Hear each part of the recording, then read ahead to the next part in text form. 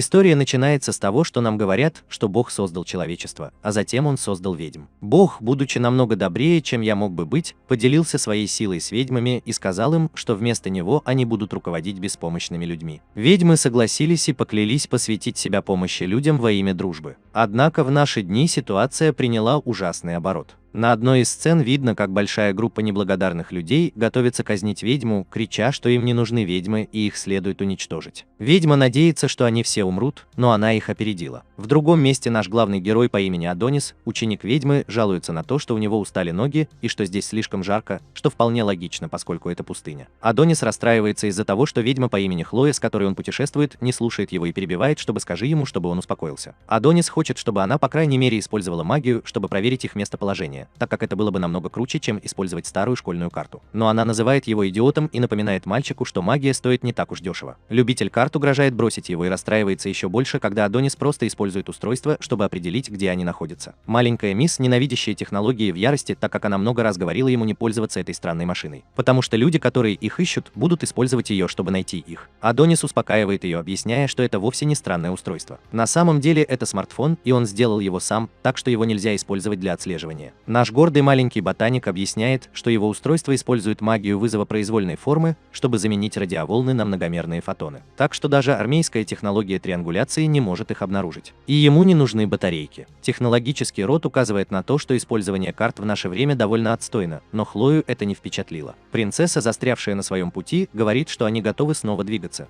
Но Адонис стал очень серьезным и спрашивает ее, почему они должны продолжать бежать. Хлоя объясняет, что это потому, что она ведьма, а отношение к ведьмам изменилось. Теперь жизнь превращается просто в борьбу. Когда ты находишься в городах людей, ты сливаешься с ними, живешь вдали от городов людей. Если уж на то пошло, она больше похожа на ниндзя, чем на ведьму. К сожалению, ее ужасная шутка не удалась, поэтому они оба делают вид, что ничего не произошло, и просто продолжают двигаться дальше. Во время их путешествия Хлоя напоминает ему, что им нужно найти место, где терпимо относятся к ведьмам, чтобы они могли вернуться к своей мирной, счастливой жизни. Им также нужно найти школу, в которую он мог бы ходить. Но наш блестящий маленький любитель технологий неожиданно объясняет, что школа – отстой. И он предпочитает продолжать учиться под ней. Хлоя неуместно дразнит его за то, что ему нравятся женщины постарше, и они двигаются дальше. Адонис не может не удивляться, почему Хлоя не расстраивается. Он ненавидит Красную Империю, в которой они живут, и злобный маленький чувак отчаянно хочет уничтожить людей с помощью магии. Именно в этот момент Адонис чувствует приближение чего-то, и группа солдат докладывает в свой штаб, что они заметили беглую ведьму. Адонис бесстрашно заявляет, что справится с человеческими отбросами, но Хлоя останавливает его и объясняет, что он слишком неопытен. Хлоя, которой лучше иметь что-нибудь хорошее в запасе после того, как она так сдерживает нашего мальчика, начинает с ледяной магии, когда в ее руке появляется посох. Она вздыхает, заявляя, что люди никогда ничему не научатся, и высвобождает свое заклинание. В другом месте человек, похожий на моего бухгалтера, приносит извинения императору Гету. Император с усами, которые выглядят как шедевр ухоженности, называет его некомпетентным дураком. Но костюм объясняет, что Хлоя – высокопоставленная ведьма, использующая ледяную магию. Он пытается объяснить, что одной эскадрильи недостаточно, чтобы победить ее, но чья-то нога, появившаяся из ниоткуда, заставляет его замолчать. Моему бухгалтеру говорят, чтобы он знал свое место, но он объясняет, что не делал ничего плохого. Император заставляет всех замолчать и просто приказывает им немедленно привести к нему Хлою, поскольку он отказывается позволить ей сбежать. Вернемся к битве. Хлоя занимает самую крутую позицию, какую только может занять. И мы видим, что она измотана после победы над безнадежно слабыми людьми. Адонис ничего не говорит, хотя и в ярости от того, что Хлоя всегда его сдерживает. Он восклицает, что может использовать заклинания, и удивляется, почему она не позволяет ему драться. Адонис думает, что он мог бы легко справиться с этими жалкими слабаками. Он не видит смысла в изучении магии, если она не позволяет ему использовать ее. Он часто ошибается, снова перебивает нашего мальчика и повторяет, что он просто слишком неопытен в магии. Затем этот сумасшедший ребенок прерывает ее, опуская огромный меч прямо с небес и спрашивая, как ее ученика можно считать неопытным. Хлоя даже не обращает внимания на то хорошее замечание, которое он только что высказал, и просто говорит ему, что если он будет слишком много ныть, она разозлится. Однако Адонис пришел к какому-то выводу и предполагает, что она, должно быть, относится к нему таким образом, потому что он такой же человек, как и они. Он считает, что она не хочет, чтобы он убивал себе подобных, потому что она слишком милая. Из-за этого, как бы плохо с ней не обращались, она подавляет свои эмоции, чтобы он не дрался с людьми, и она никогда не позволяет ему драться с ними. Адонис на пределе своих возможностей, и он не может больше терпеть, что не может защитить ее. Он пытается выразить свои чувства, но она останавливает его и просто говорит, что чувствует то же самое. Когда они обнимаются, у одного из людей, превращающихся напоминающих палочки от эскимо, есть устройство, которое подтверждает их местоположение. Именно в этот момент наш дуэт начинает парить, и Хлоя потрясена, осознав, что люди, должно быть, что-то завершили. Она отмечает, что даже ведьмы не могут совершать физические путешествия на большие расстояния, но, похоже, именно это и происходит. Вечно героический Адонис говорит ей, что все будет хорошо, и он всегда будет рядом с ней. Если заглянуть в космос, то можно увидеть довольно необычные технологии. Это космическая станция, и люди на борту объясняют, что перенос прошел успешно. Координаты высадки установлены, и начинается обратный отсчет времени. Вернувшись на Землю, император Гет произносит речь. Он снимает свою корону, чтобы крестьяне могли лучше относиться к нему, и начинает с того, что говорит с ними не как их император, а как человек. Император, щеголяющий самыми крутыми усами в округе, подчеркивает, что человечество всегда было защищено магией. Всякий раз, когда происходили стихийные бедствия или эпидемии, люди зависели от ведьм, выражали им свою благодарность, почитали их и боялись из-за их силы, превосходящей человеческие знания, известные как магия. Император Гет считает, что это несправедливо. Он утверждает, что люди — это не просто слабаки, которые должны подчиняться прихотям ведьм и просить их о помощи. Гет, который, вероятно, мог бы убедить кошку купить собаку с помощью своих речевых навыков, советует ему посмотреть на творение человечества. Их бесчисленные воздушные корабли летают по небу, а их мегаполис не боится штормов. Автоматические поезда, курсирующие по их городам, откроют новые границы. И в своих руках они держат плод своей мудрости – смартфон. Это устройство, с помощью которого можно играть в забавные игры и смотреть видеоролики о борьбе с преступностью. Оно говорит им, что люди не слабы. Даже без магии они могут создавать мир природы и управлять им своими силами. Гет с такой приятной речью, что он мог бы продавать кетчуп в качестве томатного коктейля, говорит своему народу, что сейчас настало время искоренить ведьм и показать миру, что они являются его верховными правителями. Какая-то случайная девушка похвалила маньяка-геноцидщика за его фантастическую речь об убийстве, и он заявил, что мир обязательно изменится к лучшему, как только ведьмы будут уничтожены. В этот момент на сцену падает луч света, и мы видим, что Адонис и Хлоя телепортировались. Эти двое не могут поверить в те ужасные вещи, которые им говорит толпа, и приходят в ярость, когда видят, что их привел сюда император Гет. Всегда доблестный Адонис немедленно приступает к действиям, приказывая Хлое бежать, чтобы выиграть время для побега. Однако его довольно быстро останавливают, и Гоу с отвращением видит, что этого человеческого мальчика вырастила ведьма. Затем мы видим, что Хлоя не просто какая-то надоедливая помеха, поскольку она приходит в ярость и говорит Гету, что если он ценит жизни своих людей, то ему нужно отпустить их. А ее юная ученица. Хлоя не из тех, кто бросается пустыми угрозами, поэтому она начинает использовать мощное заклинание абсолютного нуля ледяной магии и решает, что ответом ему будет молчание Гоа. Грядет нечто грандиозное, поэтому Хлоя обращается к горожанам. Она утверждает, что они такие же люди, как и Адонис, поэтому она не хотела с ними сражаться. Если бы она уничтожила их, у Адониса не было бы дома, куда он мог бы вернуться. Вот почему она позволила им дожить до этого момента. Однако они доказывают, что они слишком опасны, и она начинает свое заклинание. К сожалению, она совершенно потрясена, увидев, что ее магия просто прекращается. Гет со своим безупречным запасом знаний объясняет, что она не может понять силу науки, которой овладели люди. Мы видим волшебное устройство подавления фотонов, которое свело на нет ее магию, и люди в толпе весело смеются, как будто они действительно что-то сделали сами. Как будто гордая Голд выражает свое сомнение в том, что она вообще думала о том, что человек, которому она когда-то помогла, когда-нибудь будет преследовать ее. Адонис никогда не хочет сдаваться, так как наш храбрый главный герой пытается использовать свою ручку, но не может понять, почему его магия не работает. Гет объясняет, что пришло время таким ведьмам, как Хлоя, захватить власть над миром, и наотмашь бьет ее прямо по лицу. Как будто этого было недостаточно. Она также полностью обнажена, и толпа начинает фотографировать ее. Адонис приходит в ярость, видя, как унижают его учительницу, и клянется убить их всех, но его снова останавливают. Он продолжает пытаться, но все, что он может сделать, это попросить ее подождать его, и скоро он снова будет рядом с ней. Гёте сыт по горло этим мальчиком, и он приказывает выстрелить ему в голову. Хлоя полностью меняет свое вызывающее поведение, чтобы спасти нашего мальчика, и кланяется императору. Она берет всю вину на себя и объясняет, что мальчик не имеет к этому никакого отношения. Он такой же, как они, человек. Она лжет, говоря, что похитила его и воспитала как своего раба. Он бедный, жалкий человеческий мальчик. Совершенно не соответствующий своему характеру, Хлоя умоляет императора жалиться над ним, и ей все равно, что с ней случится. Адонис совершенно не верит, когда она предлагает ему стать рабыней. В неистовой ярости он что-то дико пишет на земле,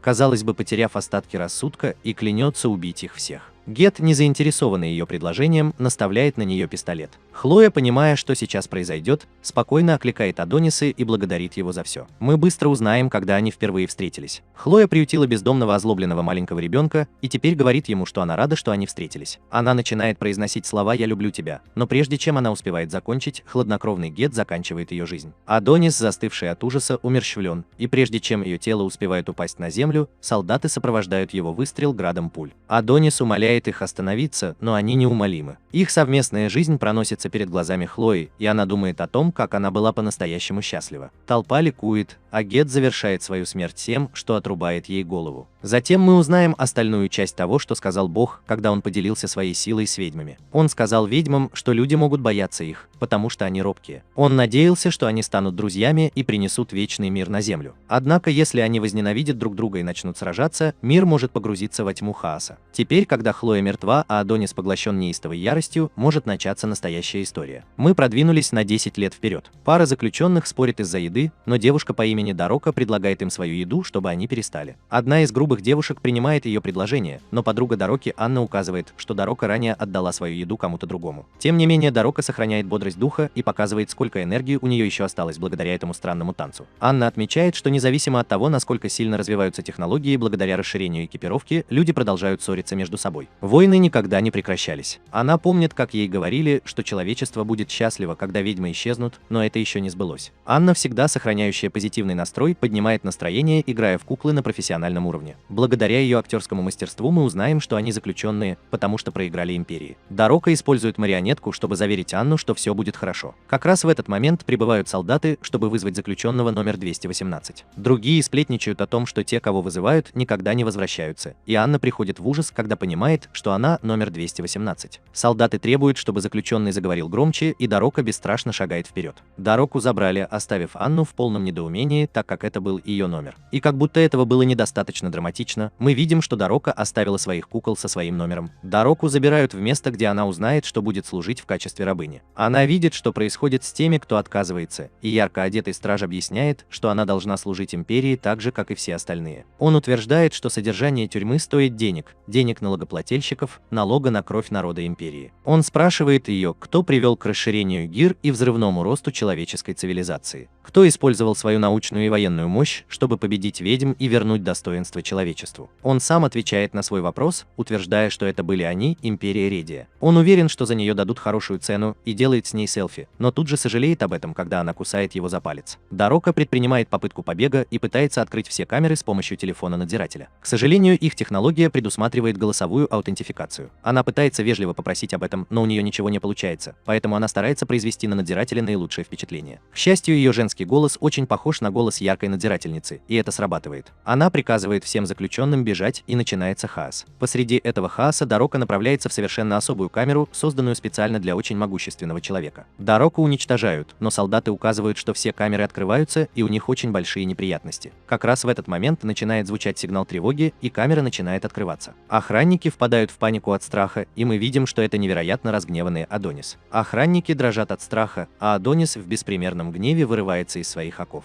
Со страхом в голосе один из охранников сообщает, что заключенный 1001 свободен, и он хочет сообщить об этом начальнику тюрьмы. Но у них нет времени, поэтому они принимают невероятно неправильное решение попытаться вернуть его обратно в камеру. Эти безнадежные дураки думают, что это поможет, если они войдут все сразу, но Адонис мгновенно уничтожает одного из них. Без единого слова или лишнего движения Адонис мастерски расправляется с двумя другими. Дорока, вероятно, жалеет, что у нее все еще нет своих марионеток. Она до смерти напугана, и Адонис начинает приближаться к ней. Она умоляет Адониса ничего не делать, но его переполняет безмерный гнев, и кажется, что слова не доходят до него. Он стреляет в нее, но мы видим, что он каким-то образом все еще способен быть милосердным, поскольку он только кричал цепи. Всем охранникам в тюрьме объявлено, что все двери камер и перегородки в коридорах открыты. В другом месте директор Ямато, чьи мочки ушей, вероятно, можно было увидеть из космоса, говорит светловолосому парню разобраться с ситуацией в тюрьме и дает ему разрешение вооружиться оружием. Больше, чем 5-й класс. На взгляд заместителя директора Юки, этот парень говорит слишком небрежно, и его отправляют восвояси. Юки обещает в конце концов убить этого светловолосого мальчика, но Ямато предостерегает от этого, поскольку он такой же высокопоставленный руководитель, как и она. Директор Блинчик для мочек ушей уверен в способностях парня, но знает, что тюрьма довольно опасна. В тюрьме продолжается хаос, и начальнику тюрьмы сообщили, что даже хранилище конфискованных предметов открыто. Он не может поверить, что Дороке удалось взломать систему голосовой аутентификации его телефона, и глубоко разочарован ее решением освободить единственного человека, которому они не могли позволить сбежать. В другом месте мы видим Адониса на крыше здания. Он проверяет свои силы, стреляя пулей, и использует одно из написанных им заклинаний призыва, которое называется усиление. Адонис, явно преследующий только одну цель, восклицает, что пришло время покончить с каждым гражданином до последнего. Вернувшись в тюрьму, светловолосый мальчик, настоящее имя которого Экеут, сообщает, что он обыскал весь лагерь для интернированных, но не нашел никаких следов мальчика. Мы видим, что забота о ситуации на самом деле означала уничтожение всех заключенных, и он узнает, что на здание обрушился мощный взрыв. Шелл. Он отправится туда как можно скорее, но решает, что ему нужно сначала разобраться с причиной беспорядка. Вернувшись в город, Дорока совершенно обезумел. Она винит себя в грядущей катастрофе, поскольку не смогла остановить Адониса. Неподалеку Адонис бродит по городу, и мы видим, что его деструктивное поведение попало в новости. Там сообщается, что в здание был запущен массивный предмет, похожий на артиллерийский снаряд. Степень ущерба не ясна, но это может быть нападение соседних государств. Адонис продолжает бродить, думая о том, что Хлоя не похвалила бы его за то, что он собирается сделать. Он представляет, что бы она сказала, подчеркнув, что месть не вернет ее к жизни. Ему удалось сбежать, так что она хотела бы, чтобы он просто наслаждался своей жизнью. Адонис способен найти хоть капельку утешения в этих словах, но некоторые воинственные придурки, которые, вероятно, заслуживают того, что с ними происходит, называют его подонком, когда видят, как он разговаривает сам с собой. Адонис признает, что со дня смерти Хлои прошло 10 лет, но сколько бы времени ни прошло, он никогда не забудет того, что произошло. Выражение ее глаз и ее голос, слова, когда она сказала ему, что любит его. Он заявляет, что тоже любит ее, как только начинает использовать свой стиль письма, призывая магию. Земля сотрясается под городом, и на этот раз Адонис призвал великана. Полиция, работающая неподалеку, не верит звонящим по поводу великана, но они быстро понимают, что что-то не так, когда в их здание врезается машина. Водитель в ужасе от чего-то огромного, но полицейские, делающие то, что у них получается лучше всего, тоже ему не верят. И этот блестящий детектив, это, вероятно, заслуживает повышения, поскольку определяет, что водитель просто не в себе от наркотиков, и они должны просто арестовать его. Шерлок звонит в отдел по борьбе с наркотиками, но быстро осознает свою ошибку, когда действительно видит гиганта. Гигант наносит огромный ущерб городу, подвергая людей опасности. Затем Адонис направляется к центру города и восклицает, что императору Гету лучше не пытаться бежать. Клянусь императором, Ямато сообщили о гигантском роботе. Он проезжает через деловой район и направляется в их сторону. Они не в состоянии остановить его, и все попытки связаться с императором провалились, но королева сообщила им, что он нездоров.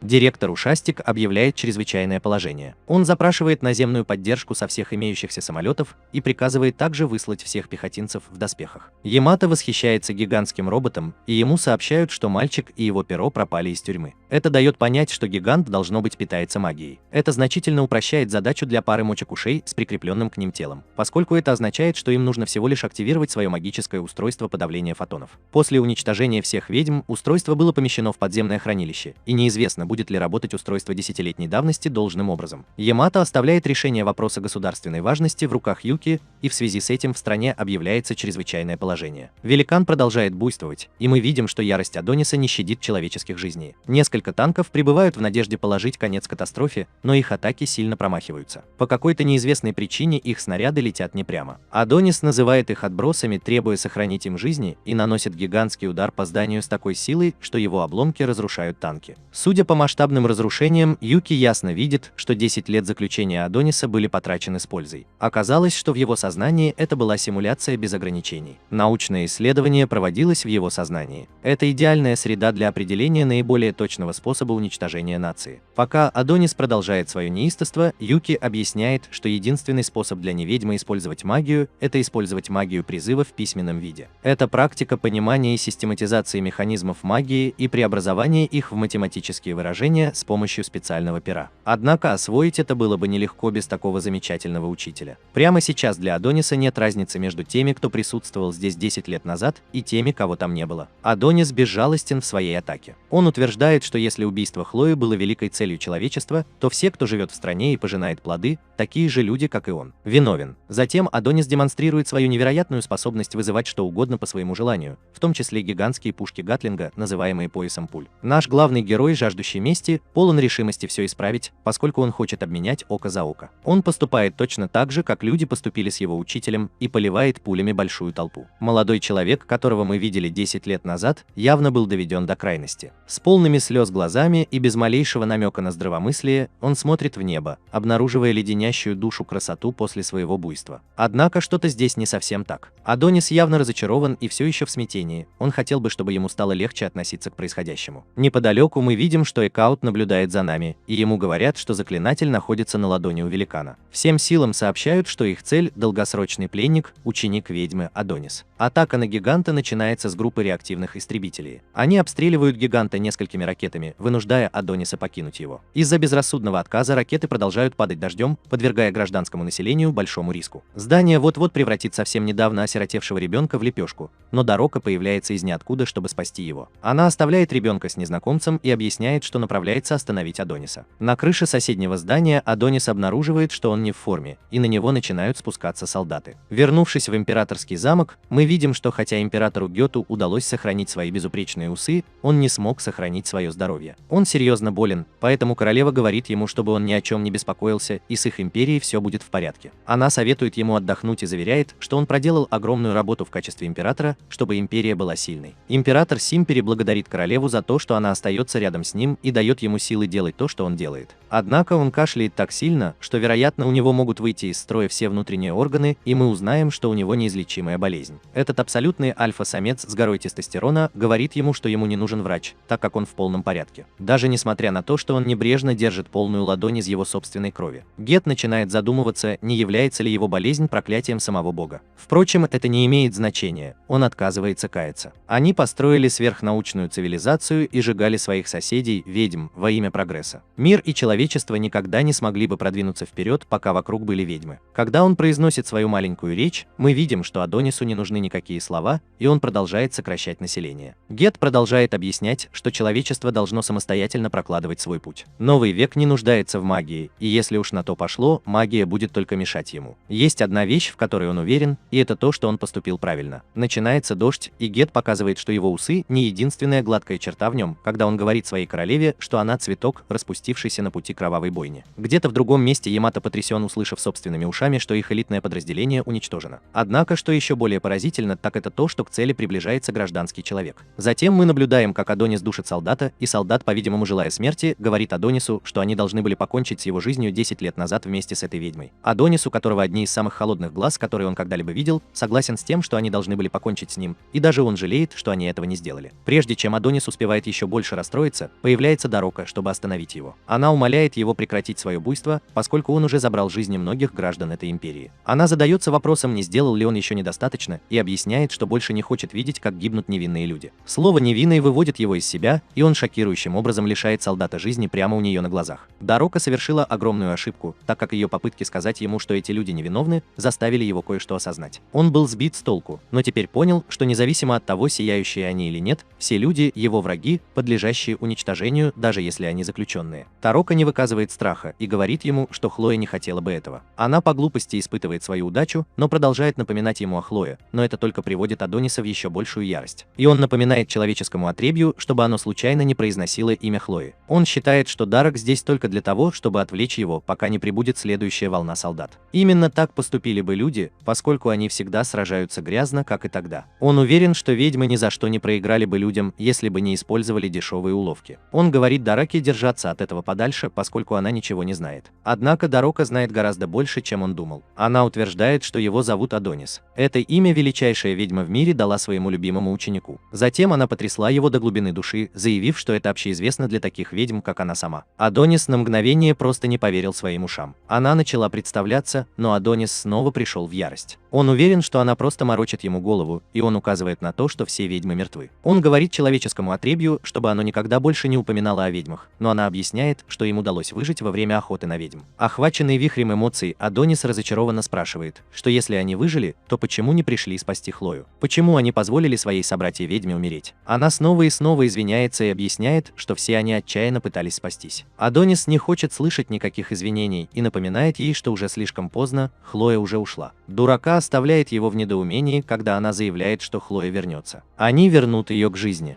Адонис воспринимает это только как оскорбление и готовится покончить с ней из-за ее абсурдной лжи. Она умоляет его и объясняет, что проникла в страну, чтобы спасти его и вернуть Хлою. Им нужны его воспоминания о ней, им нужно, чтобы он воскресил Хлою. Адонис, кажется, даже больше не слушает ее, поскольку он призывает меч и продолжает утверждать, что покончит со всеми. Он покончит с ней и со всеми, кто встанет у него на пути. Он покончит с любым, кто бросит ему вызов, и с каждым, кто заговорит о Хлое. Дорока решает, что если это то, что нужно Адонису, то она с радостью отдаст свою жизнь, чтобы удовлетворить его. Она говорит, что просто рада, что встретила его, и Адонис вспоминает, как Хлоя сказала именно эти слова. Адонис падает на землю, заливаясь слезами. Его неустанное стремление отомстить на мгновение приостанавливается, омраченное слабейшим проблеском надежды вернуть Хлою. Адонис больше не уверен, во что верить, но уверен, что отчаянно хочет вернуть Хлою, и спрашивает Дороку, возможно ли это на самом деле. Она уверяет его, что так оно и есть. Дорока велит ему пойти с ней и обещает, что он больше не будет одинок. Адон переключает свое внимание с мести на отчаянную попытку ухватиться за надежду, протягивает к ней руку. Но только для того, чтобы быть совершенно ошеломленным, когда в Дороку стреляют. Все кончено, и он просто разочарован, что не смог попасть в них обоих. Затем мы заглянем в недавнее прошлое, когда город подвергся вторжению. Дорока находится там, и она может только безнадежно наблюдать, как разрушается ее дом. Прямо на ее глазах убивают ее соседей, но она удивлена, увидев, что Майя все еще жива. Майя понятия не имеет, что произошло, и объясняет, что люди просто внезапно напали. Дорока не может найти в этом никакого смысла, поскольку она указывает, что до недавнего времени они так хорошо ладили с людьми. Дорока хочет пройти полный курс обучения в Хогвартсе и вернуть все волшебством в нормальное русло, но Майя говорит, что они не могут, и указывает, что люди привезли машину, которая подавляет их магию. Майя велит Дороке бежать и рассказать кому-нибудь по имени Офелия о том, что происходит, так как она, возможно, сможет помочь. Дорока хочет, чтобы Майя поехала с ней, но, похоже, не понимает, что у Майи в спине огромная дыра, похожая на Гранд Каньон, и она, вероятно, не сможет этого сделать. Встаньте, не говоря уже о том, чтобы отправиться в путешествие. Майя рассказывает ей, как добраться до дома Офелии, и мы, наконец, узнаем историю создания замечательной ночной куклы, которая была у нее в тюрьме. Майя не позволит зияющей дыре в спине помешать ей выступить в последний раз, и она использует куклу, чтобы сказать Дороке, что она сильная девочка. Это абсолютное шоу леди скрывает боль в спине, делает свой голос более глубоким и говорит Дороке бежать как можно быстрее. Она может.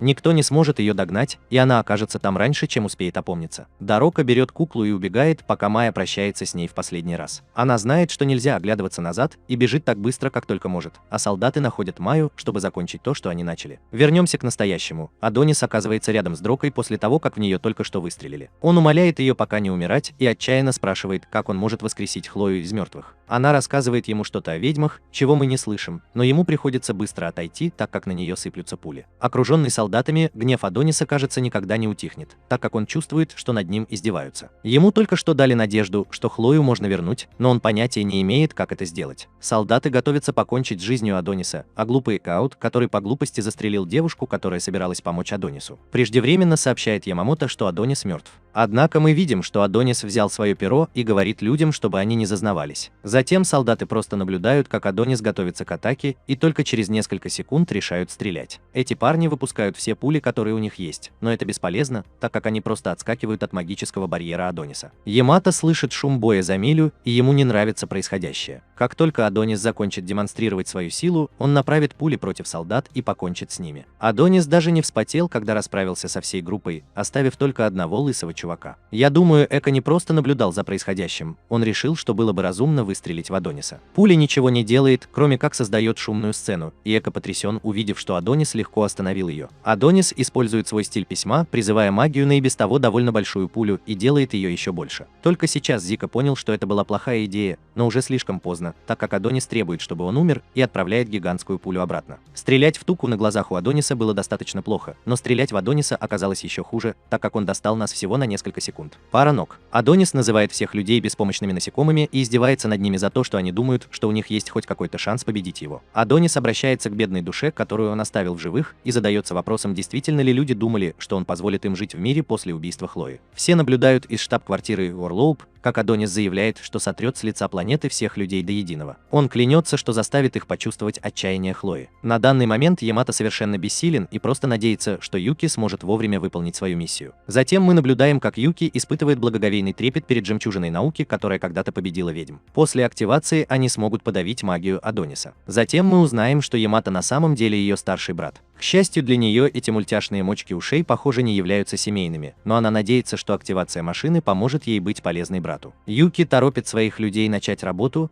но их останавливает одно из 4 национальных бюро империи готов – Национальное научное агентство. Директор Тета утверждает, что она знала, что появится горячее бюро безопасности, и признает, насколько выросла Юки. Юки шокирована, увидев там Тету, и мы видим, что хотя у Юки и не хватает мочки уха, она компенсирует это огромными бровями. Тета не позволяет им активировать устройство, и Юки требует объяснений. Вернувшись в штаб-квартиру, Ямато подносит телефон к своей огромной мочке уха, чтобы принять звонок от Юки, но шокирован, услышав, что на самом деле это Тета. Ямато говорит ей, что у него нет времени говорить, так как они соревнуются во времени, но он слушает, как что то, что она должна сказать, имеет жизненно важное значение. Она объясняет, что волшебная фотонная штуковина не может быть активирована. Наука – это работа человечества, которая проливает свет на мир. Они многому научились, но все еще есть вещи, которых они не понимают. Одной из таких вещей являются частицы, испускаемые устройством. Она напоминает ему о болезни, которая развилась у солдат, участвовавших в охоте на ведьм 10 лет назад, и называется болезнь клеточной дисфункции человека. Они не могут сказать наверняка, но они считают, что эти частицы воздействуют на организм человека, и это устройство убивает клетки. Ямато никогда раньше об этом не слышал, но Тета объясняет, что это потому, что они это скрывали. К несчастью для глупых людей, больше не осталось ведьм, которые могли бы восстановить природную среду обитания. Атмосфера, которая могла бы очистить нас от этих вредных лучей, исчезла, и природа впала в немилость. При нынешнем положении вещей, если бы человеческое тело подверглось воздействию огромного количества частиц, оно было бы разрушено. Ямато потрясен больше, чем когда-либо, поскольку теперь он понимает, что это могло быть причиной болезни императора Гёта. При беглом просмотре боя видно, как Адонис маниакально смеется, с легкостью останавливая пули еще большего числа солдат, и с ними происходит то же самое. Они быстро проигрывают битву, и Ямато это понимает. Тета говорит Юки возвращаться в столицу, но вместо этого она убегает за устройством. Она думает о том, что они не могут позволить себе беспокоиться о болезнях, когда угроза магии прямо перед ними, и вспоминает, как ее старший брат доверил это дело ей. Тета приказывает всем эвакуироваться и умоляет Юки не активировать устройство, так как даже небольшое воздействие может привести к серьезным последствиям. Юки совсем не слушает, когда она заявляет, что ее миссия имеет государственное значение, и отчаявшаяся девушка активирует устройство. В городе Адонис продолжает смеяться как сумасшедший, но шокирован, когда его магия прекращается. Все в штаб-квартире видят, что Адонис выронил перо, а Ямато в отчаянии спрашивает, как поживает Юки. Тета говорит ему, что ничего страшного не произошло, но мы видим, что она и Юки серьезно ранены. Пока Тета выключает устройство, Ямато отчаянно хочет узнать, что произошло, но Тета напоминает ему сосредоточиться на стоящей перед ним задаче. Она задается вопросом, действительно ли Адонис это тот, кем они не могут быть без подавления магии, и спрашивает его, действительно ли у них должны быть такие проблемы с ним. Он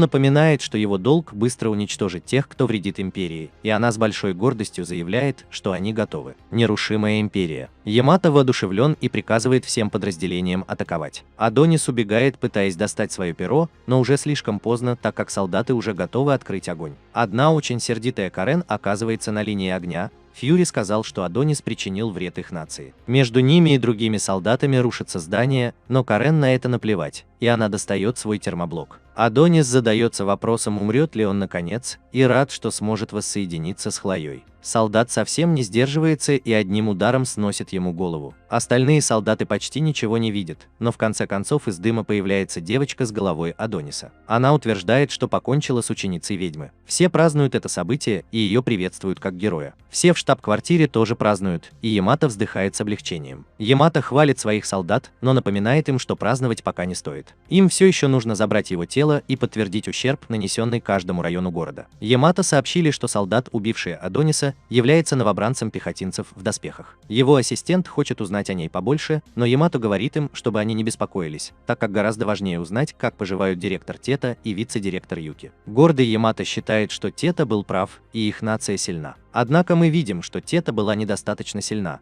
так как ее растерзанное тело увозит, как и Юки. Затем мы наблюдаем, как император Гет произносит еще одну из своих классических и легендарных речей, при этом трубки, казалось бы, выходят из каждой части его тела, чтобы не дать ему распластаться на середине приговор. Он объявляет, что магия каким-то образом выжила, а отвратительные ведьмы все еще живут в этом мире. Мальчик, которого они забрали из рук ведьмы 10 лет назад, был выпущен на свободу, и это худший из возможных исходов. Это Адонис, заключенный на длительный срок и ученик ведьмы. Несмотря на то, что он такой же человек, как и они, Адонис – это пережиток ужасного старого мира, очарованного магией. Гет, показывающий, как бы это выглядело, если бы требовалось жизнеобеспечение, объясняет, что даже спустя 10 лет они не смогли определить, как Адонис смог использовать магию как человек. Гет признается, что он зол на себя за то, что позволил Адонису жить, но он убеждает свой народ, напоминая им, что империя Редия – это вершина мира. Сила науки, которой они овладели, и их войска с железной волей не отступят ни перед каким злом. Гет, который в этот момент выглядит как USB-зарядная станция, завершает свою речь призывом к своему народу гордиться тем, что они родились людьми в империи Редия. Психопат утверждает, что старого мира больше нет, Бог мертв, а их нация теперь Бог. В какой-то случайной школе мы увидели, что какая-то девочка смотрела выступление Пахмтуб.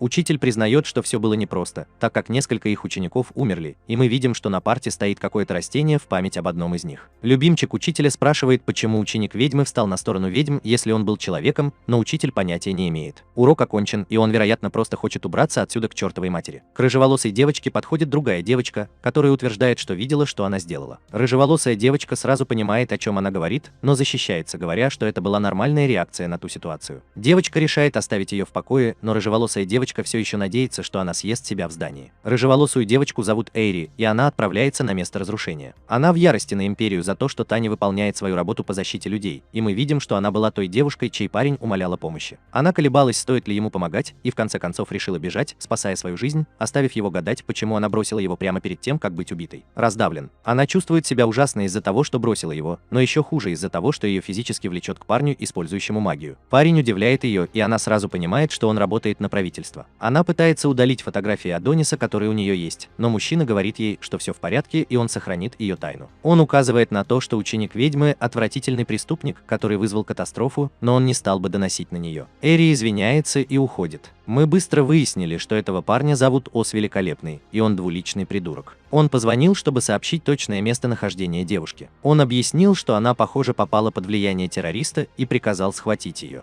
Он хочет, чтобы Бюро национальной безопасности решило, что с ней будет дальше. Но он уверен, что ее либо казнят, либо посадят в тюрьму за государственную измену. Он восклицает, что осмотр зоны бедствия довольно утомителен, но ему говорят, что окончательная проверка завершена. Ос решает вернуться на базу и говорит по телефону девушке по имени Чарми, чтобы она обняла его и поцеловала, когда он вернется. Чарми явно раздражена и просит шефа Аза ответить на ее просьбу о переводе, чтобы она могла убраться оттуда к чертовой матери. Ей надоело каждый день работать сверхурочно и терпеть босса, который злоупотребляет своей властью и преследует ее. Однако, перейдя к делу, она сообщает, что только что пришел какой-то невероятный анализ и просит Аза немедленно вернуться. Когда мы видим, что Адонис там, она шокирующе показывает, что тело, которое они захватили, подделка, и мы видим, что Адонис просыпается где-то в другом месте. Затем мы слышим, как Адонис кричит в агонии, и видим, что его удерживают несколько женщин. Они обеспокоены, потому что температура его тела, частота сердечных сокращений и кровяное давление быстро растут. Его сердце больше не выдержит, и маленькая мисс, я же тебе говорил, говорит, что она знала, что человек не сможет выдержать гетерофазный перенос. Мадам Офелия прибывает, чтобы всех успокоить, и готовится вернуть Адониса в чувство, стимулируя его мозг. Она погружается прямо в него, и Адонис начинает вспоминать свое прошлое, но его боль не проходит. Конечно же, он зовет свою любимую Хлою и начинает вспоминать, что на самом деле он не умер. Он видит разбросанные повсюду части своего собственного тела,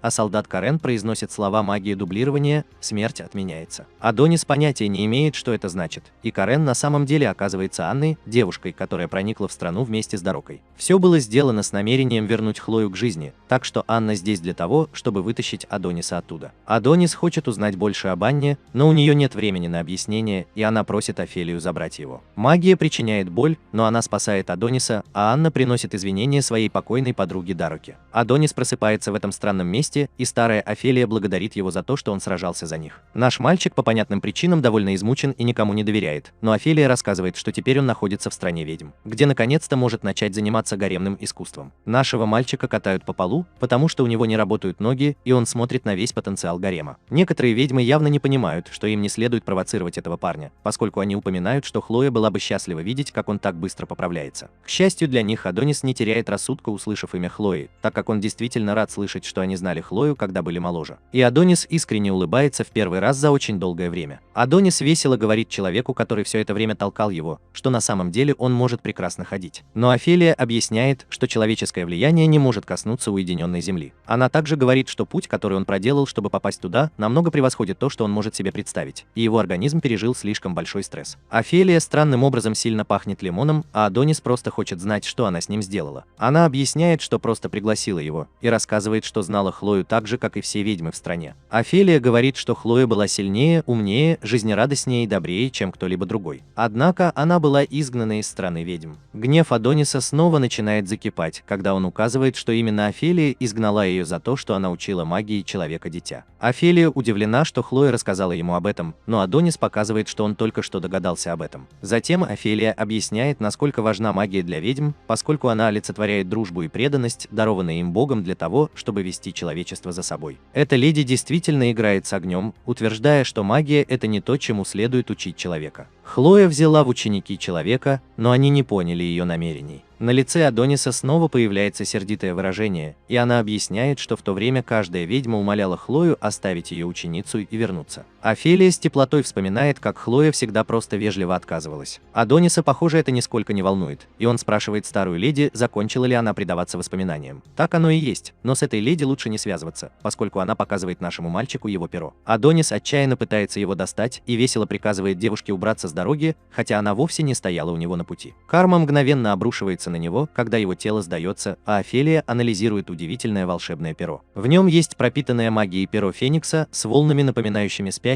и красным драконьим глазом. Она возвращает его Адонису, и становится ясно, что Хлоя сделала это для него, когда он прижимает его к себе. Адонис готов приступить к делу и спрашивает Офелию, действительно ли они могут воскресить Хлою из мертвых. Офелия объясняет, что ведьмы не лгут, и надежда Адона возрождается. Взглянув на небо, мы с ужасом обнаруживаем, что наш мальчик может стать астронавтом, ведь его больше нет на Земле. Офелия объясняет, что уединенная Земля ведьмы находится за пределами досягаемости людей. Они прибыли туда 10 лет назад, и это место снова стало местом, где ведьмы могут жить мирно. Это новая нация ведьм под названием Луна Эмилия. Затем Адонис надевает скафандр, чтобы лучше видеть, и мы обнаруживаем, что ведьмам, по-видимому, не нужен кислород. Она объясняет, что наука раскрыла истинную природу человечества, и она задается вопросом, не сделал ли Бог Землю круглой, чтобы глупые люди не заглядывали слишком далеко в будущее. Адонис отказывается подчиняться этому, и Офелия показывает ему кладбище ведьм. Она произносит небольшую речь о том, что люди слишком много внимания уделяют поговоркам, и что король действительно верил, что поговорки о ведьмах развратят человечество. Затем все становится по-настоящему безумным, когда она ведет его к дереву под названием Мито, которое, по-видимому, производит ведьм. Это первый раз, когда Адонис видит ведьму, и он объясняет, что Хлоя терпеть не могла говорить о своем происхождении. Вероятно, потому что она родилась на дереве, похожем на какое-то яблоко. Ситуация становится еще хуже, поскольку любые надежды на то, что Адонис создаст самый большой гарем ведьм, когда-либо известный человеку, мгновенно рушатся, когда Офелия объясняет, что ведьмы однополые. В отличие от людей, у них нет пар для спаривания. Деревья дают им жизнь в виде плодов, содержащих силу Бога. Вот это дерево, последнее уцелевшее дерево, привезенное сюда с поверхности планеты. Люди сожгли все остальные Мито, так что это единственное оставшееся дерево, которое может давать жизнь ведьмам. Слово «регенерировать» наводит нашего мальчика на определенные мысли, и он думает, что Хлоя может быть в одном из елочных шаров. Офелия объясняет, что прямо сейчас это просто ведьма, ожидающая своего рождения, и ей нужна его сила, чтобы стать Хлоей. Это требует много объяснений, и эта леди не разочарует. Она начинает с того, что говорит, что магия – это процесс придания мыслям человека физической формы в материальном мире. Написанный Адонисом стиль призыва магии, в зависимости от его мастерства, может быть использован для придания формы любым мыслям. Она приводит в качестве примера память и говорит, что память – это сама жизнь. Если бы Адонис смог запечатать свои воспоминания о Хлое в этом фрукте, то, возможно, он смог бы получить то, что они ищут. В конце концов, Адонис – это ключ к воскрешению Хлои, поэтому она просит его дать ей знать, когда он будет готов. Адонису нужно время, чтобы все осознать, и он не может поверить, что именно его магия воскресит Хлою. Как раз в этот момент из ниоткуда появляется Анна. Она в ярости и спрашивает его, не хочет ли он что-нибудь сказать. Адонис думает, что она ждет благодарности, но это расстраивает ее еще больше, и она со слезами на глазах напоминает ему, что Дорока умерла ради него. Адонис, кажется, потерял все эмоции и просто говорит ей, что это не его проблема. Он напоминает ей, что именно они все спланировали, так что им не стоит вымещать на нем свой гнев. Анна приходит в ярость, когда Адонис уходит от нее и указывает на то, насколько эгоистичны люди. Она начинает задаваться вопросом, почему они рисковали своими жизнями ради кого-то вроде него, но это определенно заводит Адониса. У него есть ответ для нее, и он объясняет, что знает истинную причину, по которой они спасли его. Анна в шоке, но Адонис говорит ей перестать прикидываться дурочкой. И мы быстро узнаем, что в этом аниме больше поворотов, чем в «Фабрике кренделей», когда увидим, что Дорока сказала Адонису перед смертью. Она шокирующе раскрыла, что ведьмы планируют использовать Хлою, и сказала ему, что им с Хлоей нужно бежать из страны ведьм. Шокирующие откровения на этом не заканчиваются, поскольку Адонис указывает, что ведьмы могут жить в экстремальных условиях без защитного снаряжения. Поэтому им не нужно было строить такое огромное сооружение. На самом деле это сооружение представляет собой клетку, в которой они держат людей. Шерлок Холмс пришел к выводу, что ведьмы планируют похищать людей, рабов и детей, используя гетерофазный перенос. Затем они научат их магии вызова в письменном виде и заставят сражаться за них. Ведьмы находятся на грани вымирания, поэтому им нужен альтернативный источник солдат, чтобы победить. Наш детектив знает, что только Хлоя умеет делать иглы, и это настоящая причина, по которой они хотят ее воскресить. Адонис уходит как босс, но Анна преследует его. Она задается вопросом, что он будет делать с этой информацией, и отчаянно просит его помочь им. Адонис говорит, что он все равно воскресит Хлою. Эта часть не изменилась. Он простой простофиля и всегда просто следовал воле Хлои. Так что если Хлоя отвергнет их, то ведьмы тоже станут его врагами. Церемония начинается очень скоро после этого, и Адонис использует свой стиль письма, призывая магию, которая называется ностальгические воспоминания. Его воспоминания скрылись в древесном шаре, и мы можем увидеть некоторые из них. Тогда времена были намного проще. Адонис был непослушным маленьким ребенком, а Хлоя была его любящей опекуншей. Однажды она была поражена тем, как Адонис, казалось, запомнил все созвездия, и подумала, не был ли он каким-то божественным вундеркиндом. Она поняла, что именно она научила его, и в шутку задалась вопросом, не делает ли это ее богом. Они оба весело смеются, и Адонис думает о том, что он ни на что не променял бы время, проведенное с ней. На него нахлынули новые воспоминания, и Адонис вспоминает тот случай, когда он увидел, что Хлоя была покрыта шрамами. Она дразнила его, называя извращенцем, и он сказал ей, что пойдет постоять на страже. В этот момент обычно очень сильная Хлоя не выдержала и поблагодарила Адониса за то, что он остался с ней, потому что она не смогла бы жить в этом мире одна. Сейчас он говорит, что тоже не может жить в этом мире один, и говорит Хлое, что любит ее. Адонис представляет, как Хлоя стоит перед ним и говорит спасибо по завершении церемонии. Но что удивительно, ожившая ведьма – это не Хлоя, а Рока. Адонис знал, что ведьмы лгали, и на самом деле они просто хотели оживить Хлою по эгоистичным причинам. Адонис хочет снова увидеть Хлою больше всего на свете, но он не хотел, чтобы она жила жизнью, в которой ее либо использовали бы ведьмы, либо охотились бы люди. Именно тогда Адонис решил, что он не собирается возвращать к жизни свою драгоценную Хлою,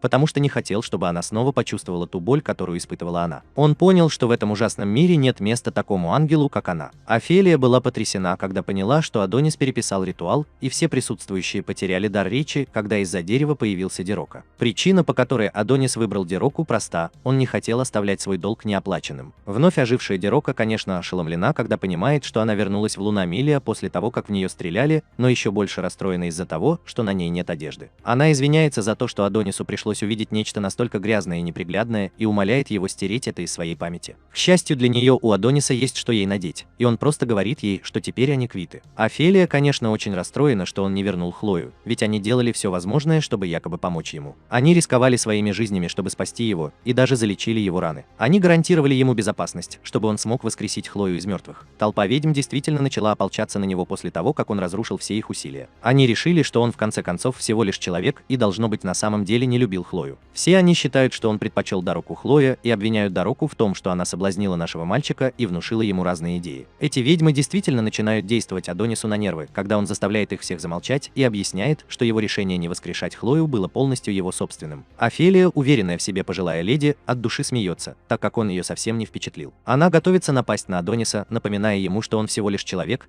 но затем испытывает шок, когда появляются какие-то странные частицы. Адонис объясняет, что он был заключен в тюрьму людьми на очень долгое время, и шокирующе вытаскивает устройство слежения, которое было имплантировано в его тело. Он заявляет, что он будет тем, кто уничтожит человечество, и он не хочет, чтобы эти коварные ведьмы встали у него на пути. Он уничтожает чип, и к его ужасу дерево Мито поглощается пламенем. Тот, кто это сделал, Ямато, который сам никогда бы не догадался, что там еще осталось дерево ведьм. Ямато прячет свои гигантские мочки ушей и действительно демонстрирует свою ненависть к ведьмам, когда описывает их как последних представителей злой расы. Он сравнивает их вместе с учеником ведьмы Адонисом с крысами в клетке. Адонис ведет себя оскорбленно, так как именно он пригласил их всех туда, и в предвкушении грядущей резни называет это место кладбищем. Одна храбрая ведьма обращается к своей драгоценной предводительнице Офелии и говорит ей, чтобы она не волновалась, так как она спасет дерево Мито. Она произносит заклинание воды, чтобы потушить огонь, но платит за это высокую цену. Офелия знает, что они в смертельной опасности, и призывает ведьму по имени Санта-Мария, чтобы она одела всех в стиле могучего рейнджера. Офелия сохраняет уверенность в себе и говорит всем готовиться к битве. Адонис готовится использовать магию призыва в письменном виде, но Ямато понимает, насколько это опасно, и мгновенно атакует его. Адонис использует свою магию, чтобы выстрелить в него из собственного пистолета Ямато, и наш мальчик начинает разряжать всю обойму в этого парня. Костюм Ямато держится хорошо, но внутри костюма раздается несколько предупреждений, так как уровень урона быстро растет. Ненависть Адониса к людям продолжается, поэтому он говорит Ямато подняться, так как намеревался покончить с собой. Именно в этот момент Даруки удается привлечь его внимание, и ему остается только гадать, чего она хочет. Другие ведьмы приступают к работе над солдатами, демонстрируя удивительную демонстрацию магии. Ведьма с ядовитым клыком использует безумную атаку змеи, чтобы отправить кучу парней к богу, а другая ведьма покрывает их кристаллами. Ведьма Роя использует многоножек, чтобы проделать дыры в других парнях с помощью заклинания, которое она называет «отель для людей». Ведьмы явно одерживают верх, а Офелия даже не показала, на что она способна. Некоторые солдаты пытаются подготовиться к борьбе с ней, но они и близко не готовы к тому, что она приготовила. Офелия поднимает этих парней с земли, и все, что они могут сказать, это «Нани», поскольку она легко отводит их пули. Она собирает нескольких из них в комок, как человеческие фрикадельки, и использует заклинание, которое она называет «Смертельная игра», чтобы раздавить их. Офелия в этот момент чувствует себя довольно уверенно, неприятно указывая на то, насколько люди слабы, и сравнивая их с младенцами. Она уверена, что победа будет за ними, но эта леди, по-видимому, не оглянулась ни на минуту, потому что прибыл другой отряд людей, и они уже уничтожили женщину Гарри Поттера. Уверенность Офелии непоколебима, хотя это только кажется, что люди планируют превзойти их численностью. В других местах люди наблюдают за происходящим и удивляются, как могло остаться так много ведьм. Мы видим, что Тета все еще там, но ей осталось жить всего несколько месяцев из-за радиации, исходящей от машины для остановки магии Духикой. Директор бюро требует от нее объяснений, и она начинает с того, что показывает им транспортное устройство, созданное людьми в те далекие времена. Из изображений, которые она им показывает, становится очевидным, что ведьмы захватили это устройство и использовали собственные знания людей, чтобы улететь за пределы небес. Профессор Икс в ярости, услышав, что ведьмы затем используют магический камуфляж, чтобы скрыть всю свою лунную базу, и указывает, что Национальное научное агентство получает это огромный годовой бюджет, так что подобные вещи никогда не должны были происходить. Люди думают, что войны по уничтожению ведьм закончились 10 лет назад, так что ее неудача будет стоить ей не только жизни. Директор Сиро – самый спокойный человек в зале, хотя он и приказывает профессору Икс заткнуться. Он указывает на то, что охота на ведьм действительно закончилась, и все, что им нужно сделать, это навести порядок на Луне. Затем мы видим, что Ямато вспоминает, как он присматривал за своей сестрой Юки, которая находится в довольно плохом состоянии. Юки всегда была рядом с ним и в итоге стала самым молодым заместителем директора в истории. Она действительно потрясающая, но, к сожалению, не настолько, чтобы радиация не поджарила ее внутренние органы. Все в значительной степени винят Тету, которая скоро умрет, во всем, что идет не так, включая Ямато, который не выдерживает, когда замечает, что Юки всего 14 лет. Ямато теперь обращает свой гнев на Адониса и клянется заставить его заплатить за это, установив мощность руки костюма на 500%. Ямато готов продолжать сражаться, чтобы Адонис понял, насколько этот парень крут. Он пытается пристрелить его, но скорость Ямато сумасшедшая, а его удар невероятно мощный. Ямато не может понять, почему Адонис встал на сторону ведьм. Дарока бросается на сторону Адониса, но тот напоминает дураку, что нужно всегда следить за противником. Он прав, потому что Ямато готовится к безумной атаке, и мы видим, что его подпитывают мысли о том, чтобы наслаждаться мирной жизнью со своей сестрой после того, как все закончится. Сила Ямато стремительно растет, и он использует атаку против ведьм, которая называется разбрасывание цветов. Эта безумная атака разрезает группу ведьм пополам, но Адонису едва удается увернуться от нее. Офелия не может поверить, что со всеми ее ведьмами покончено, но знает, что она несгибаема, как и наш мальчик Адонис, и ее тоже режут кубиками. Атака не пощадила Дароку, ее тело разваливается на части, но, к счастью, ее лучшая подруга использует магию дублирования как раз вовремя, чтобы спасти ее. Анна благодарит Року за то, что она ее друг, но мы видим, что она, по-видимому, не может использовать магию дублирования на себе, так как ее голова разваливается на части. Тем временем штаб пытается связаться с силами нападения, так как их видеосигнал был потерян. Затем мы видим последствия абсолютной кровавой бойни, когда Дарока в слезах. Дарока просто хочет, чтобы все это прекратилось, но это еще не конец, так как Адонис и Ямато все еще стоят на ногах. Ямато сообщает, что ведьмы нейтрализованы, и все, что осталось, это уничтожить ученика ведьмы. У нашего мальчика еще много сил сражаться, и он использует свою магию, чтобы вызвать собственный костюм. Битва начинается с того, что Адонис использует свою магию, чтобы изменить свою броню так, как ему заблагорассудится. Он наносит удар такой силы, что ломает руку Ямато, ломает его меч и проходит прямо через его грудь. К счастью для Ямато, его костюм, созданный на основе удивительных достижений человеческой науки, способен восстановить его тело и его меч. Адонис не впечатлен глупыми трюками, но Ямато говорит, что это лучше, чем тупая магия. Последние оставшиеся ведьмы потеряли всякую надежду, но верхняя часть тела Офелии никак не хочет умолкать и говорит им, что это еще не конец. Другие ведьмы, у которых на самом деле сохранились все части тела, выглядят более реалистично. Они указывают на то, что их дерево Мито сгорело дотла, так что теперь все ведьмы вымрут. Однако одна зеленоволосая ведьма готова взять на себя роль лидера и вдохновляет группу смелой речью. Она придумала блестящий план, согласно которому они должны поддержать Адониса и победить людей. К сожалению, в ее плане есть брешь, потому что прибывают новые солдаты и проделывают в ней дыру пулей. План людей превзойти их числом сработал, так как эти солдаты добивают оставшихся ведьм. Битва Адониса продолжается, но Ямато готовится положить ей конец, настроив свой костюм на максимальную электротермическую мощность. Ямато движется с молниеносной скоростью, чтобы пронзить нашего мальчика прямо в грудь. Ямато начинает говорить очень громко, но приходит в шок, когда замечает, что Адонису удалось использовать свою магию, чтобы вызвать гигантский меч. Нашему мальчику надоело валять дурака, когда меч обрушивается на Ямато, и он остается с одной стороны. Дурацкий костюм Ямато считает необходимым сообщить ему, что нанесен серьезный ущерб, но я уверен, что Ямато замечает, что у него отсутствует рука. Ямато с помощью скафандра остановил кровотечение, и Адонис не может не заметить, что у них обоих очень похожее выражение мести в глазах. Последние несколько оставшихся в живых ведьм умоляют сохранить им жизнь, но солдаты все равно готовятся покончить с ними. Ямато объясняет Адонису, что он слишком опасен, поэтому он не может оставить его в живых. В глазах Адониса нет ни капли страха, и он с леденящей душу улыбкой просто говорит «нет»,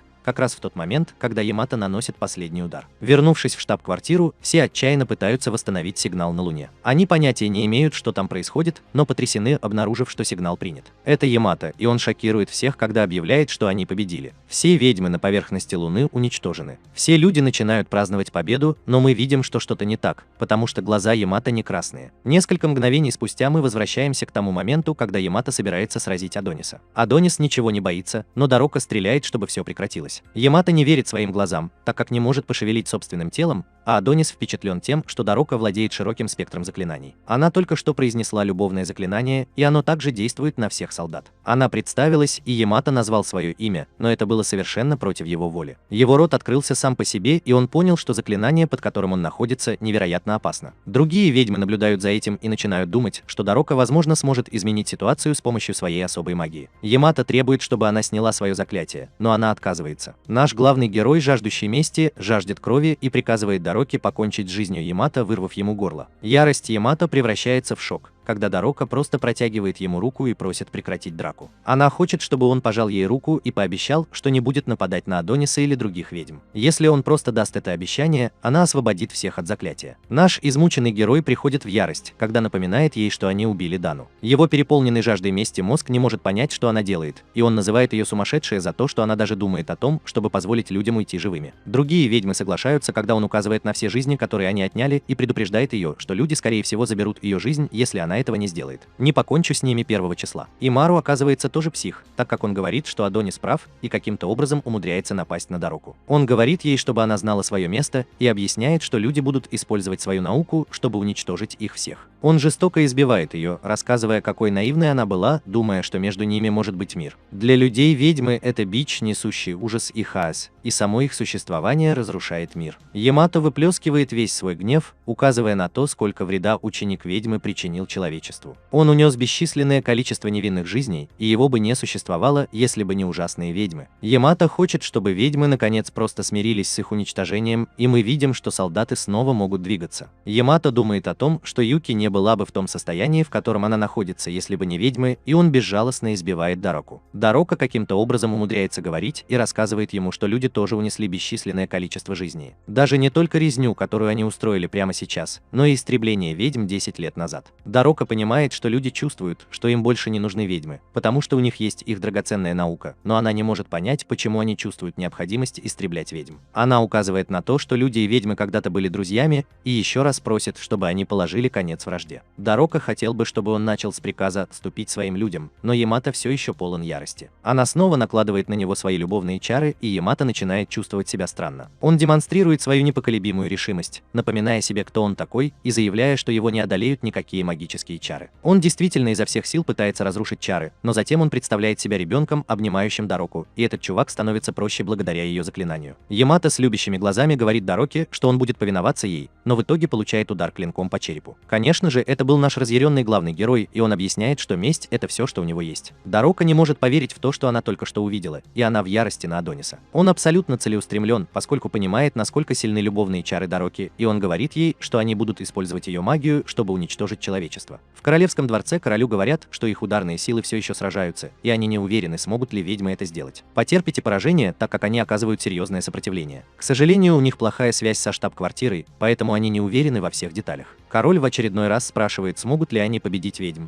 поэтому перепуганный солдат просто говорит ему, что по его мнению их победа несомненна. Королева интересуется, есть ли там и ученик ведьмы, и они оба рады слышать, что это так. Король одаривает нас своими безупречными усами и требует, чтобы его солдаты сожгли ведьм вместе со всей луной, если потребуется. Этот маньяк-геноцидщик радуется, видя, что конец близок для всех ведьм и отродий, которые хотят отомстить человечеству. Этот парень, который всего несколько эпизодов назад произносил действительно убедительные речи, сейчас действительно сходит с ума, поскольку смеется как маньяк. Он называет ведьм злостными неудачниками за то, что они сбежали на Луну, но утверждает, что им никогда не сбежать. Король хочет, чтобы его жена заверила его в этом, поэтому он просит ее рассказать ему, какой он невероятный, и просит ее похвалить его. Сейчас у него действительно выдающийся момент, поскольку он наконец-то достиг своей цели — уничтожения ведьм, и все празднуют это. Бедный солдат, которому пришлось выслушивать его психотическую тираду, думает о том, как он слышал, что состояние короля ухудшается, но он понятия не имел, что это было так плохо. Он был потрясен, когда королева обняла короля и сказала ему, что все будет хорошо. Король просто иногда ведет себя как ребенок и нуждается в похвале. Она хвалит его за то, что он так долго терпел стресс, а король просто продолжает повторять снова и снова, как сильно он ее любит. Тогда мы понимаем, почему король такой, когда королева шокирующе применяет к нему любовное заклинание. Она хвалит его за то, что он наконец-то уничтожил ведьм, и говорит ему, что теперь он может покончить с собой. Она попросила маленьких бойскаутов сыграть небольшую мелодию, и она хвалит короля за то, что он ходит так, словно он совсем маленький. Король весело проводит время, пробираясь к выступу, но солдат потрясен и недоумевает, что с королем не так. Король Гавит в этот момент полностью отключился и объясняет, что он всегда давал королеве то, что она хотела. Он действительно король симпов, поэтому он с радостью отдаст свою жизнь, чтобы сделать ее счастливой. Король гордится собой за то, что взобрался на самое лучшее место, но солдат умоляет его спуститься. Император Гавит отказывается, чтобы его останавливали, и перечисляет все свои достижения как великого лидера. Он сделал несколько научных открытий и превратил империю Редия в сильнейшее государство в мире. Он уничтожил ведьм и сделал все это ради своей любимой королевы. На EDS полностью наложено заклинание упрощения, поскольку он заявляет, что хотел бы служить своей королеве вечно. Конечно, королеве приятно это слышать, но ей явно наплевать на него, и она просто говорит ему поторопиться и прыгнуть. Император Гет в последний раз одаривает нас своими безукоризненными усами и нетерпеливо спрыгивает со здания. Королева снимает заклятие, и мы видим, что пути назад для короля нет. Солдат, который был свидетелем всего этого, вызывает подкрепление, так как в замке явно есть ведьма, но королева говорит, что король просто поскользнулся и упал. Она использует свою магию упрощения на этом бедном парне, поэтому он исправляется и сообщает, что король случайно разбился насмерть. Широ, парень с той встречи с профессором Икс, очевидно был там все это время, и королева велит ему говорить, поскольку у него явно что-то на уме. Его разум. Она задается вопросом, не следовало ли ей лишить короля жизни, но Широ это совершенно не волнует, и он указывает, что в этой марионетке больше не было необходимости. Королева указывает, что ее заклинание действует только на мужчин. Ее сородичи представляют для нее слишком большую угрозу, вот почему их нужно было уничтожить. Широ говорит, что теперь весь мир может принадлежать ей, но она называет его идиотом, потому что ей не нужен этот мир. Он уже должен знать, чего она на самом деле хочет, и она угрожает лишить его жизни точно так же, как этого бедного солдата, если он не принесет ей настоящую голову Адониса этим утром. Пора. Сира обещает королеве, что не подведет ее, но она заявляет, что она больше не королева. Затем она раскрывает свою истинную сущность, как неизвестный ведьма по имени Доротея. Ее цель — вернуть кого-то, и мы видим, что этот человек выглядит как рыжеволосая версия Адониса. Вернувшись на Луну, Дарока отвергает план Адониса использовать свою магию для уничтожения человечества. Адонис явно сошел с ума, так как он все еще улыбается и говорит Дароке, чтобы она не снимала свое заклинание. Он идет за солдатами, которые все еще не могут двигаться, и говорит им плакать так же, как он плакал, когда они забрали жизнь Хлои. Дорока умоляет его остановиться, но уже слишком поздно, так как наш главный герой уничтожает все их войска. Дорока может только с ужасом наблюдать за происходящим, но она знает, что должна делать. Она никогда не хотела использовать на нем свое заклинание, но Адонис явно не остановится иначе. Адонис мгновенно появляется перед ней и угрожает снова лишить ее жизни, если она попытается наложить на него свое заклинание. Адонис продолжает свою резню, в то время как солдаты умоляют сохранить им жизнь, а Дорока пытается сказать ему, что это ничего не изменит. Месть только породит новую месть. Адонис не в настроении выслушивать нотации, но Дорока объясняет, что она просто устала от всех этих сражений. Все смерти слишком печальны для нее, но Адонис практически полная противоположность, потому что он не может остановиться. Он убивает всех солдат и находит Ямато, чтобы украсть его лицо. Адонис клянется заставить людей заплатить за это вымиранием и использует заклинание, чтобы изменить свой голос на голос Ямато. Затем мы возвращаемся в настоящее, когда Адонис, притворяясь Ямато, отчитывается перед штаб-квартирой. Он объясняет, что битва была жестокой и ни одна из ведьм не выжила. К сожалению, кроме него самого, никто из людей тоже не выжил. Ямато объясняет, что он вернется один и просит их вернуть его обратно, но мы видим, что Тета может сказать, что это существо, на которое они смотрят, не Ямато. Некоторые ведьмы, которые наблюдают за происходящим, приходят в ужас, и мы видим, что Адонис использует лицо Ямато в качестве маски. Он снова приказывает телепортировать его обратно и обещает вернуть голову ученика ведьмы. Верхняя часть тела Офелии каким-то образом все еще жива, и она понимает, что именно это Адонис планировал с самого начала. Адонис пытается забрать Дороку с собой,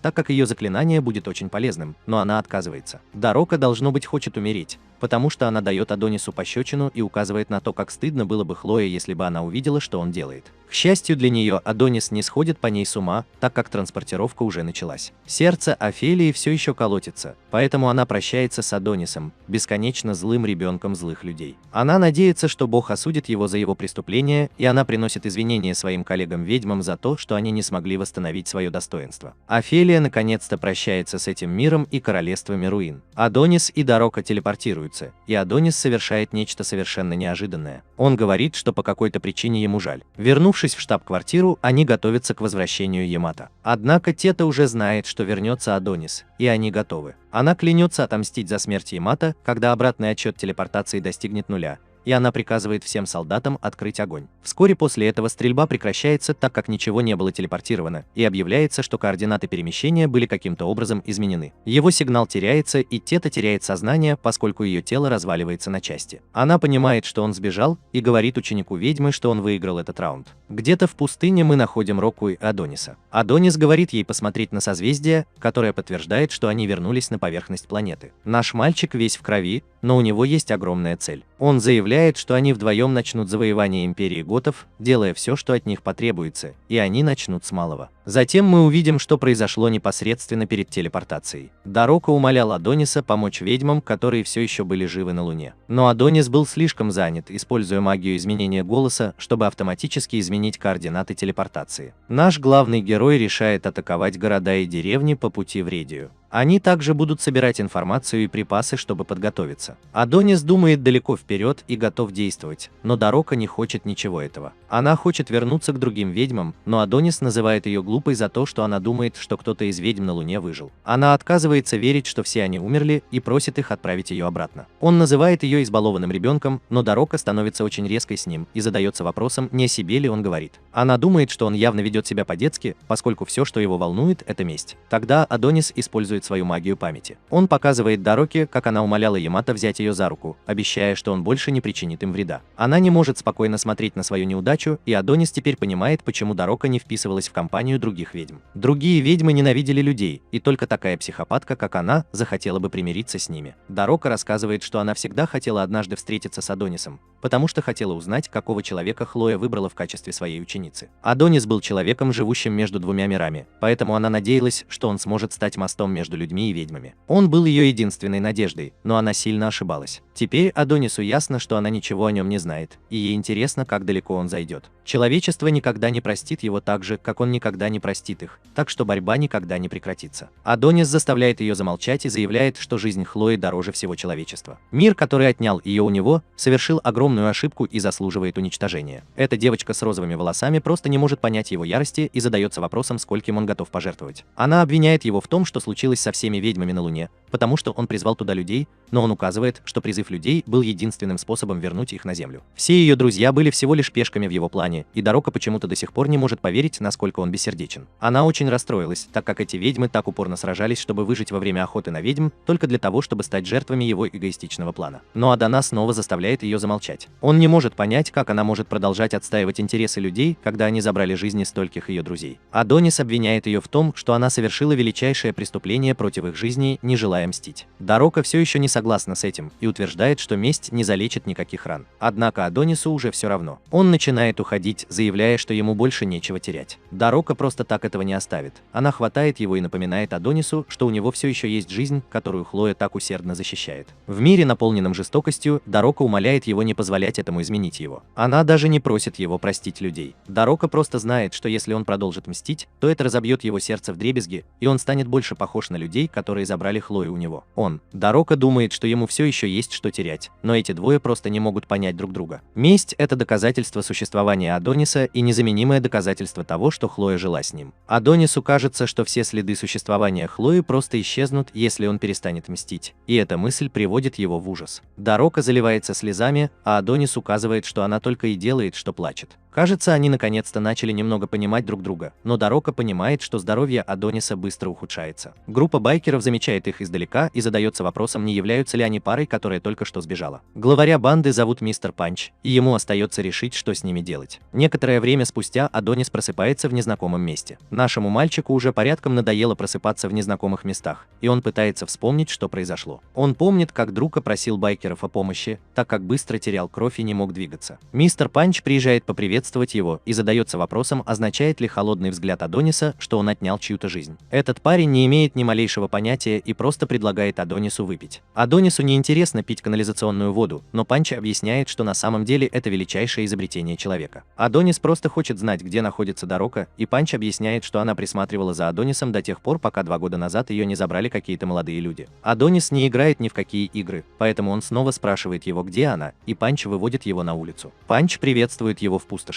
Это место заполнено людьми из развивающихся стран, беженцами и рабами, которые сбежали из Редии. Все, кого наука оставила позади, просто оказываются там и становятся бродягами. Именно в этот момент Адонис слышит голос Дороки, умоляющий кого-нибудь остановиться. Она окружена мужчинами, и Адонис задается вопросом, что они с ней делают. Панч объясняет, что в пустошах не так уж много женщин, и грубо говорит, что подружка Адониса действительно умеет кричать. Адонису надоели эти люди, и он немедленно бросается спасать Дороку. Он готовится уничтожить всех подонков, но приходит в ужас, когда видит, что Дорока только учится ездить на мотоцикле. Она умоляла кого-нибудь остановить мотоцикл, но все парни только поощряли ее учиться. Дорока рада видеть, что Адонис проснулся, но она смотрит на растения, которые растут прямо на земле. Она обеспокоена его травмами, но похоже, она сама в довольно плохом состоянии. Дорока дарит Адонису несколько маленьких фигурок и извиняется за то, что не осознавала, насколько сильно он пострадал. Наш мальчик такой же холодный, как всегда, и разбрасывает маленькие вещицы. Панч объявляет, что они собираются устроить вечеринку, и его Ардуо помогает подготовиться в качестве платы за их спасение. В тот вечер все напиваются, а напитки подает Дорока. Какой-то пожилой чувак пытается заигрывать с ней, но она оставляет его в дураках. Адонис не в настроении веселиться, что немного расстраивает Дороку, так что некоторые парни задаются вопросом, не поссорилась ли она со своим парнем. Она пытается прояснить ситуацию по поводу того, что они не вместе, но ей никто не верит. Они хотят знать, какова их история, поэтому Дорока просто говорит, что они с подругой путешествуют по миру. Они все от души смеются, потому что не могут поверить, что приедут навестить пустоши,